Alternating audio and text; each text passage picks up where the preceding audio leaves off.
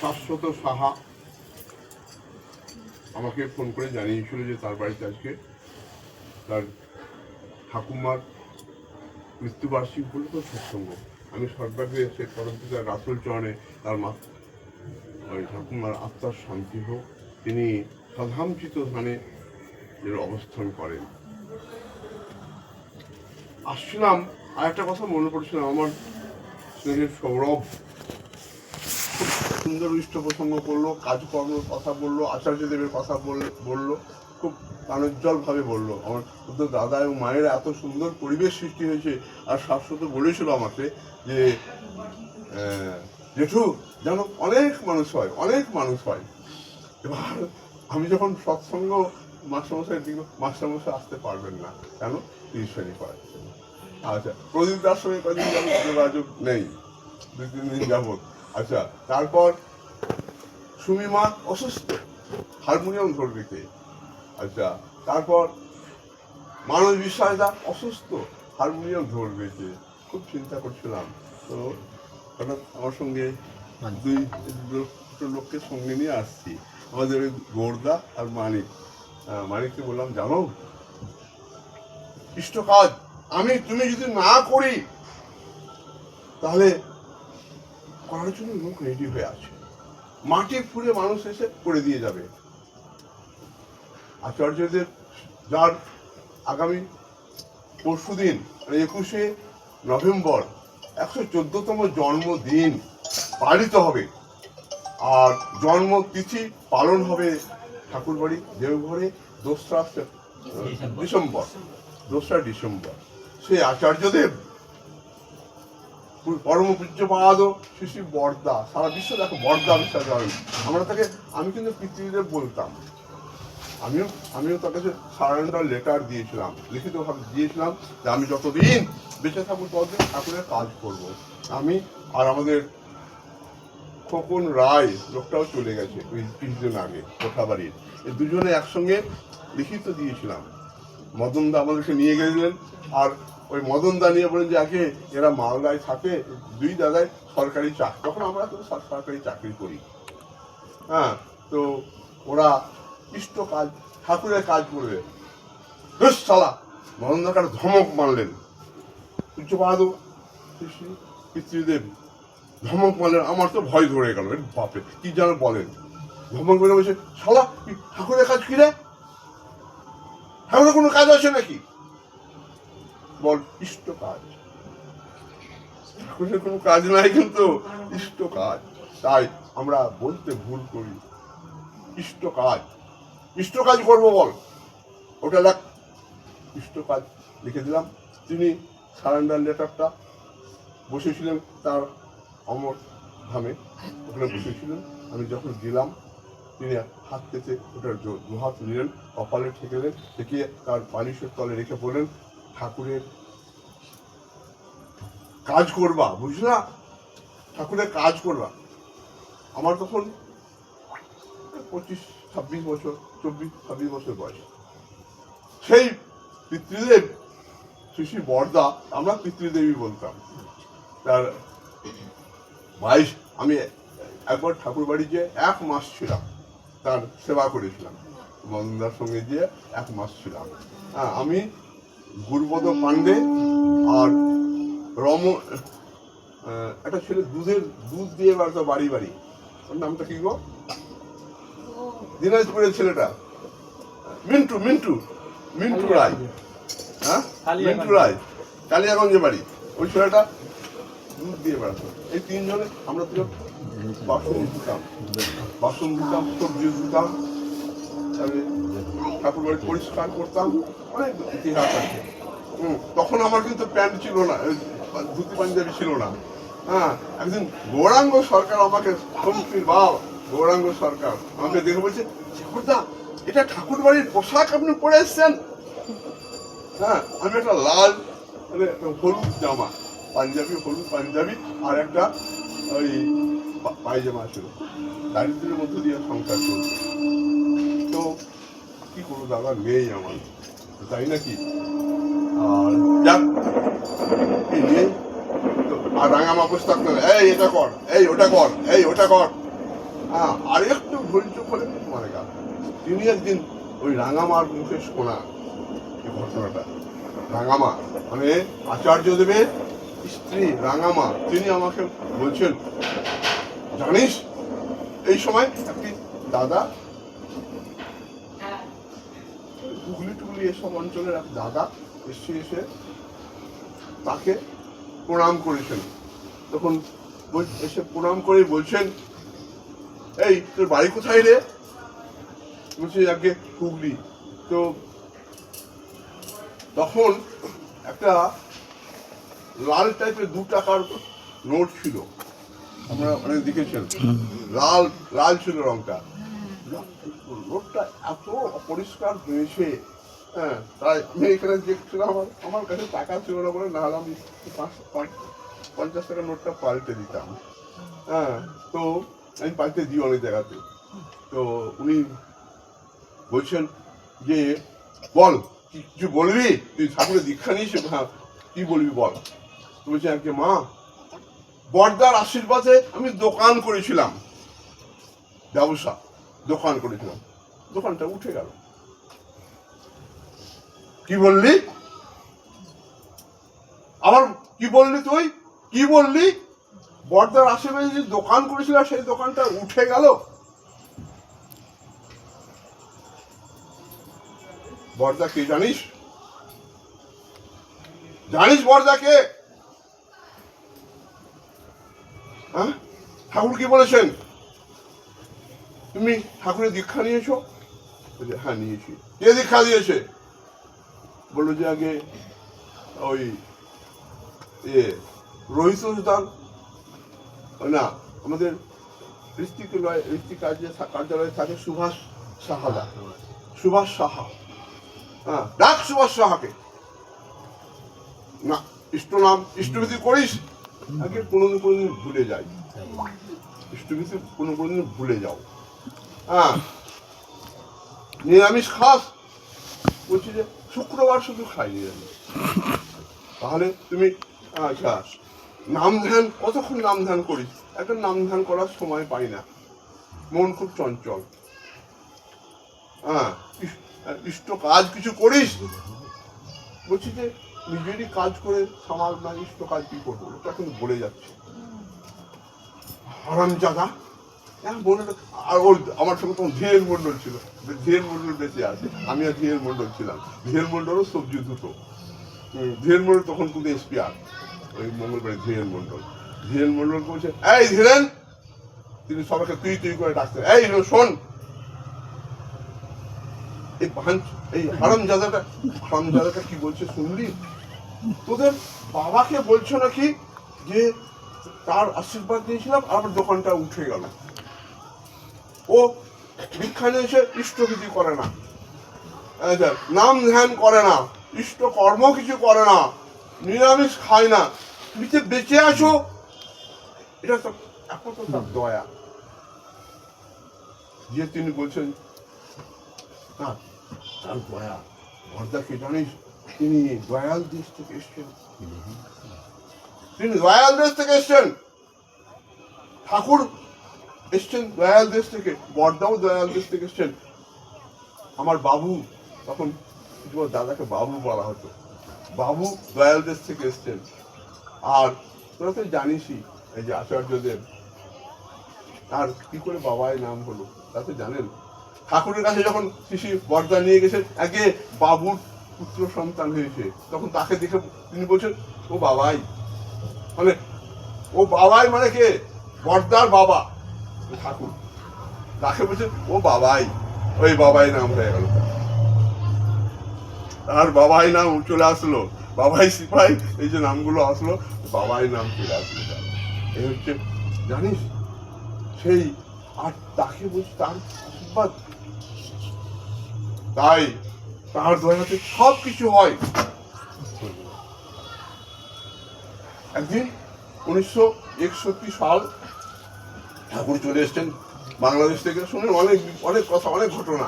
চলে এসছেন, এসে তখন আপনারা যারা পুরনো সৎসঙ্গী আছে তারা জানেন যে ওই যে যেটা মেন প্যান্ডেল বলা হতো, যেখানে গান কীর্তন হয়, বিভিন্ন অনুষ্ঠান হয়, তখন এপাশে আনন্দবাজার ছিল আর এখানে মেন প্যান্ডেল ছিল, এখন মনমোহনী ধামের, সেটা টিন দিয়ে প্যান্ডেল করা হতো। ওই প্যান্ডেলে আমিও চাটাই কিন্তু অনেক রাত থেকেছি, অনেকবার। বাম দিকে ওই টিনের ঘরটা। তিনি বলছেন যে সবাইকে বলছেন, শিশু বর্দা সবাইকে বলছেন যে বাঘা বাঘা লোক, শরৎদা বসে আছেন, ননীদা বসে আছেন, হ্যাঁ, তারপরে আমাদের কৃষ্ণ প্রসন্ন ভট্টাচার্যের যে ছেলে পণ্ডিত দা, তিনি বসে আসেন, এরকম বাঘা বাঘা অজিত গাঙ্গুলি দা বসে আছেন, বহু বাঘা বাঘা লোক বসে আছেন, জ্যোতিপ্রবর, হ্যাঁ হ্যাঁ, প্রফুল্লদা সবাই বসে আছেন। সবাইকে বলছেন যে আমার মনে হয় ঠাকুরের এতটুকু ক্ষতি হোক আমি চাই না, তোরা আমাকে পিতৃদের বলিস আর বর্দা বলিস, আমি কিন্তু ঠাকুরের পোশাক কুকুর ছাড়া আর কিছুই নই। আমার দাঁতে এতটুকু একটু রক্ত থাকতে, আমার দাঁত একটু রক্ত থাকতে আমি ঠাকুরের কোনো ক্ষতি হতে দেবো না। তাই আমার মনে হয় প্রতি বছর যে 2-3বার উৎসব হয়, প্যান্ডেল হয়, আবার ভাঙতে হয়, প্রচুর টাকা খরচা হয়ে যায়। তো এটা বলছে আগে সবাই বলছে আগে। তো আমাদের কার্তিক দাও বসে আসে, কার্তিক দা বর্তমান সেক্রেটারি, ইত্যাদি বহু মানুষ, হ্যাঁ, অনেক তার সামনে বসে আছে। এখন যেমন আচার্যদের সামনে বসে থাকে, তার সামনে এরকম লোকে আছে। তো বলছে আমার মনে হয় ওটা, এই আমাদের মাঝি, দেখুন এই মাঝি অন্নদা শঙ্কর মাঝি ইঞ্জিনিয়ার, এই মাঝি ওটা করতে কতটা টিন লাগবে রে? তবে বলছে আগে ওই 50 বান্ডিল হলে হয়ে যাবে। ভাই এত গুরু ভাই, 50 বান্ডিল, বাহ, খুব ভালো। তো ওটা একটা করে টিন তোরা যদি দিয়ে দিস, সবাই যে কজন বসে আছে এখানে একটা করে যদি টিন দিস, তাহলে কিন্তু একটা করে টিন দিয়ে দিস, তাহলে কিন্তু হয়ে যায়, তাহলে এত টাকা ঠাকুরের অপব্যয় বন্ধ হয়ে যায়। সবাই বলে আগে খুব ভালো। এই একটা করে টিন সব বল, কে দিবি বল, কে দিবি বল। কেউ আর কেউ সবাই মাথা নিচু করে নিল, সবাই বাঘা বাঘা লোক সব, তারা মাথা নিচু করে নিল। তিনি খুব হাসলেন, অনেকক্ষণ হাসলেন, হেসে বলছেন যে সালা ভাবছিস তুই দিবি? শোন আমার জীবনের একটা গল্প। আমি তখন কলেজের ছাত্র, পাবনা কলেজের ছাত্র, যে কলেজটা আমি দেখে আসলাম, এডওয়ার্ড কলেজটা দেখে আসলাম, এখানে বর্দা পড়াশোনা করেছিলেন। দাদারা হিমায়তপুরে দাদারা আমাকে নিয়ে যেয়ে দেখালেন, এটা বর্দার জন্য একটা কক্ষ ওরা করে দিয়েছে। বাংলাদেশে কিন্তু এখন এই জিনিসটা আছে, একটা কক্ষ বর্দার নামে, অমরেন্দ্রনাথ চক্রবর্তীর নামে একটা কক্ষ ওরা রেখে দিয়েছে। ওখানে কিন্তু তারা ক্লাস করে না, তার স্মৃতি বিজড়িত। হ্যাঁ, ম্যাট্রিক পাস করেছেন, কলেজে ভর্তি হয়েছিলেন, এডওয়ার্ড কলেজ, ওটার নাম হচ্ছে এডওয়ার্ড, ইংরেজ আমলের নাম তো এডওয়ার্ড কলেজ। তিনি বিয়ে পাস করেছিলেন, কে বলেছে? না বর্দা, হ্যাঁ। তো হ্যাঁ না, তিনি ম্যাট্রিক পাস করেছিলেন 3 বছর পরে। 3 বছর পড়াশোনা করে ঠাকুর বললেন যে বড় খোকা তপবন স্কুল কর, আর 3 বছর পরে তখন মাধ্যমিক ম্যাট্রিক পরীক্ষা পাস করতে হবে। বুঝলি, আগে প্রথম ছাত্র ও, আর কে রেবতী মোহন বিশ্বাস, ওকেও 3 বছরে পাস করিয়েছিল। 3 বছর পরে ম্যাট্রিক পাস। আমাদের কত বছর, 10 বছর পড়তে হয় এখন, 3 বছর পরে মাধ্যমিক, আর তারপরে বুঝলি কলেজে পড়া লাগে। ঠাকুর বলি যাক, সেই বর্দা তখন বলে যাক জানিস আমি কলেজে পড়ছি। তো আমাদের পাবনা বাজার থেকে ঠাকুর ভোগের মিষ্টি আসতো। হ্যাঁ, তো আমি একদিন ঘুরতে গেছি পাবনা গেলে, একটা খুব ভালো সিনেমা এসছে, আর মাইক ফুকাচ্ছে। আগে মাইক ফুকাতো, বুলবুলি তো দেখেছি, খুব মাইক ফুকাতো। এই বুলবুলি তো মাইক ফুকাতো না, সুমন দত্ত নাই, বলতে পারতো। হ্যাঁ, শুরু হয়ে যাবে, চলে আসেন, মা জানে। হ্যাঁ, আমি কয়েকবার ওই বাণী কি জন্য, ছায়াবাণী সিনেমাটার নাম কি জন্য, যাক, তো এরকম মাইক ফুকাচ্ছে। এবার উত্তম সুচিত্রার বই এসছে, উত্তম সুচিত্রার বই এসছে, খুব ভালো বই। তাই আমার খুব ইচ্ছে হলো বইটা দেখি। এই সময় তো আর পড়াশোনা নাই, আর তখন তো প্রার্থনা তখন ঠাকুর বাড়িতে ওরকম যে যা আসতো সে তা প্রার্থনা করতো, এরকম টাইম ছিল না। হ্যাঁ, তো শ্রী বরদা তখন সিনেমা হলে ঘন করে চলে যাচ্ছেন। এমন সময় ঠাকুরের মানে সহকর্মী এবং এর মাস্টার মশাই, বরদার শিশু মাস্টার মশাই, হ্যাঁ, ও বড় খোকা কোথায় যাও, তখন থেকে কিন্তু বড় খোকা বলা হতো। এখনো আপনার লোকেরা তাকে বড় খোকা বলে, বড় খোকার এটা ঘর, বড় খোকা এটা। এখনো আমি যে গেলাম তখনও বড় খোকা বলে, বড় খোকা বলে যাও। আগে ঠাকুর আগে মাস্টারমশাই কি করে মিথ্যা কথা বলি, তিনি গল্প করছেন। মাস্টারমশাই বললাম যে আগে শুনলাম দেখি খুব ভালো একটা টকি এসছে, তখন টকিও বলতো অনেকে, হ্যাঁ টকি খুব সিনেমা টকি এসছে, একদম সুচিত্রা। তাই নাকি? বাহ, খুব ভালো তো। শোনো শোনো, দুটা টিকিট করবে, দুটা টিকিট করবে মাস্টারমশাই, দুটো আমিও দেখবো। তো এখন মাস্টারমশাই কি করে বলি, পকেটে হাত দিয়ে দেখলাম যে আমার কাছে 4 আনা 5 আনা পয়সা আছে, 4 আনা একটা আছে আর একটা আছে 5 আনা আছে। দুটা টিকিট তো 8 আনা লাগে, আর 4 আনা কোথায়? 1 আনা আছে, আরো 3 আনা কোথায় পাই, কোথায় পাই, কোথায় পাই? মাস্টারমশাইকে বললাম, মাস্টারমশাই একটু অপেক্ষা করেন, হ্যাঁ পণ্ডিত মশাই আপনি অপেক্ষা করেন, আমি আসছি, দাঁড়ান। এবার আমাদের আপনার বাজার থেকে আমাদের দোকানে মিষ্টি যায়, ভোগ যায়, ঠাকুরের ভোগ। তো ওই প্রথমে ওই দোকানে গেলাম, বলছি যে আমি ঠাকুর অনুকূল চন্দ্রের বড় খোকা। আমি তো হ্যাঁ হ্যাঁ, তখন হ্যাঁ আমি তোমাকে চিনি বাবা, তুমি বড় খোকা চিনি, বলো বলো কি বলবে, ঠাকুর ভোগের মিষ্টি লাগবে।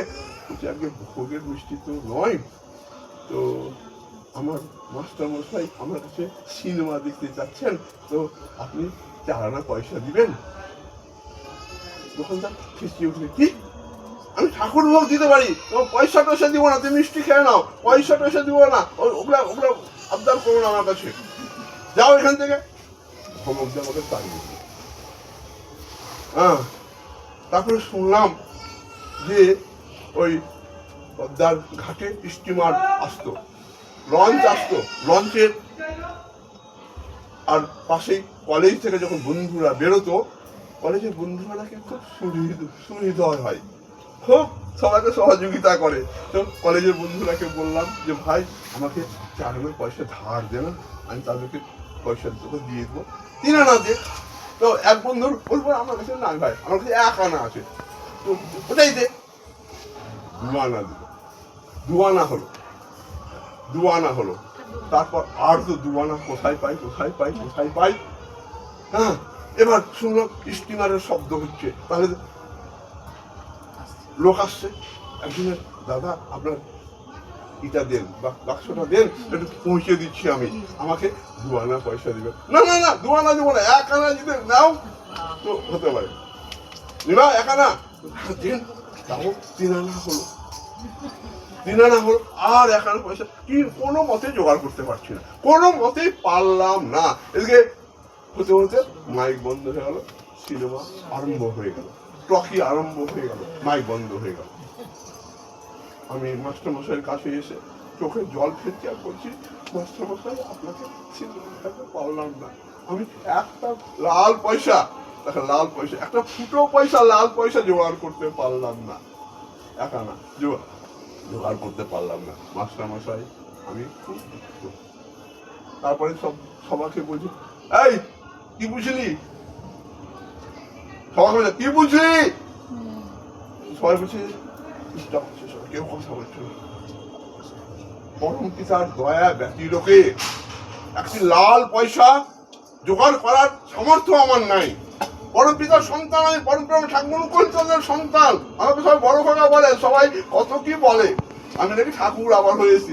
আমিও একটা 4 আনা পয়সা জোগাড় করতে পারলাম না বলে বিফল মনোরথ হয়ে ঘুরে আসলাম। টকি সিনেমার দেখা হলো না। তো তোরা ভাবছিস তোরা করবি ওটা? পান্ডেয়ালা ঠাকুর তুই না করবি, তোরা না করবি, মাটি খুঁড়ে মানুষ এসে করে দিয়ে চলে যাবে, তোরা বঞ্চিত হবে। যা, সেখানে দেখেছেন কত বড় প্যান্ডেল হয়েছে। সেই মানিককে বলছিলাম, মানিক আজ মানুষরা যাবে না, আজ ওই মা যাবে না, আজ মুখ যাবে না। ওকে আবার ফোন করলে ওর ফোনটা নম্বরটা ওর সার্চ করে পাচ্ছি না। তারপর মাধবীকে ফোন করলাম, মাধবী দাদা আমি চেষ্টা করছি। হ্যাঁ, তারপর একে ফোন করে দেখলাম, ওই আরেকটা ফোন করলাম, মামকে ফোন করেছিলাম, ওই ফোন নম্বরটা পাচ্ছিলাম না। তখন মনটা বাড়িতে বলছি, তুমি কি করে একাই সৎসঙ্গ করবা? তুমি তো ভালো করে তুমি জিনিস চাটতে পারো না, ই করতে পারো না, মানিক আর গোড়দাকে নিয়ে সৎসঙ্গ করবা? আমি যে এই আমি চুপচাপ থাকো, চুপচাপ থাকো, তার দয়াতে হবে, তার দয়াতে সৎসঙ্গ হবে। মাস্টারমশাইকে বললাম, মাস্টারমশাই তুই করতে পারবে না? জানা ছিল না, মানে মাকে অনেকদিন পর পেলাম। এবার এখানে এসে দেখি, আমি এসেই শুনি মাম চলে এসছে। তাহলে তো যাক, চলে আসলো যে দেখলেন তার দয়াতে দেখলেন এত মানুষ এসে এত সুন্দর পরিবেশ সৃষ্টি হলো। তাই এই যে শুনলেন আমার স্নেহের মানে সৌরভ বলল যে আগামী পরশুদিন তার জন্মদিন পালন হবে। আমিও খুব ঘাবড়ে গেছিলাম। আমিও কিন্তু বলেছিলাম এই যে আচার্যদেবের আসার একটা প্রস্তুতি আছে, সেখানে লক্ষ লক্ষ কয়েক লক্ষ টাকা লাগবে হয়তো আচার্যদেব যদি চলে আসে। এই অবস্থাতে কি করে আবার বর্দার, আমি বললাম যে তাহলে যদি সেরকম হয় সৎসঙ্গ করে শেষ করে দাও। হ্যাঁ, আমাদের দেবাশিস সাহা ওই যে একটু বললো, আনন্দবাজার ভান্ডারাটা বন্ধ হয়ে যাবে, কত টাকা লাগবে ভান্ডারা করতে? হ্যাঁ, কত টাকা লাগবে? এই করতে করতেই আমার সবিতা মা উঠে দাঁড়িয়ে আমরা করবো ভান্ডারা। তাহলে মানুষ মাটি করে মানুষ এসে করে দিয়ে চলে যাবে। হ্যাঁ, আমার বৌমাকেও তাই বলছিলাম, ওরা বিকাল থেকে সকালে পারে না, সংসারে কাজ টাজ করে 4টার সময় বেরিয়েছে। হ্যাঁ, বেরিয়ে আজকে টিউশনই বন্ধ করে দিয়েছে যে না, লোকজন আমি নেমন্তন্ন করো, আর শতশ্রেষ্ঠ যে যা দায় তাই নাও। ঠাকুর যে বলেছেন মানুষ মাটি খুঁড়ে এসে করে দিয়ে চলে যাবে, আমাদের শিব মন্দিরটা ঠিক এইভাবেই কিন্তু হয়েছে। তাই সবাই সেই দিনটা সব মানুষকে যাওয়ার জন্য বলবেন। মানুষ এখন টাকা পর যত পারিস মানুষ ধর যাওয়ার জন্য বলবেন। আর ওই যে আচার্যদেব আসেন প্রভু আপন মনে, যখন তখন তার লগনে, তার ঠিকানা তুই কি জানিস? কয় পাস আমাকে ওই পাড়াতে এক মা আসে, গান টান করে, একটা ভক্তমূর্তি মহিলা শিক্ষিকা স্কুলে বসে যে আমাকে কাকু বলে, কাকু আচার্যদেব কখন আসবে? আচার্যদেবকে দর্শন করতাম, বহুদিন দেখি না, তো কখন আর ডেটটা একটু বলবেন আমাকে।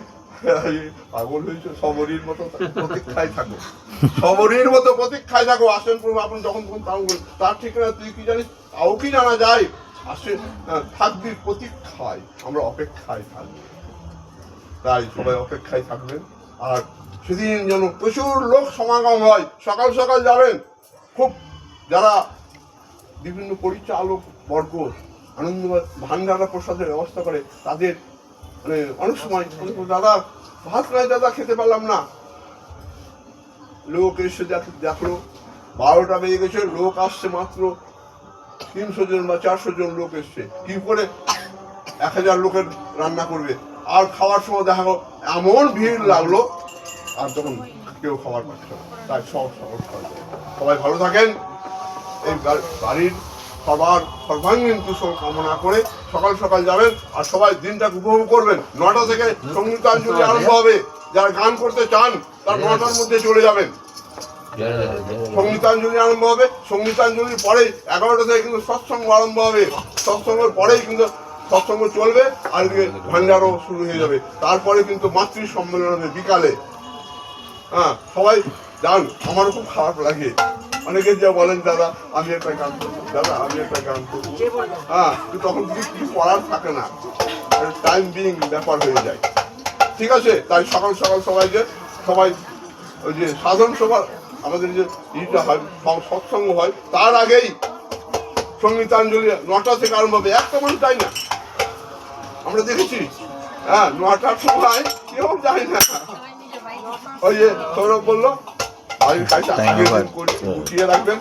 আর বরকে যাদের সংসার আছে, যদিও সেদিন খুব টাফ দিন চলছে, উচ্চ মাধ্যমিক মাধ্যমিকে বলতে বললে হবে না। কি আরম্ভ হয়ে গেছে, জয় গুরু দেন, জয় গুরু। জয় গুরু জয় গুরু জয় গুরু। টেস্ট পরীক্ষা আরম্ভ হয়ে গেছে, তা সত্ত্বেও সবাই তার প্রতি গভীর টান ধরে সব করতে পারা যায়। জয় গুরু। জয় গুরু, জয় গুরু।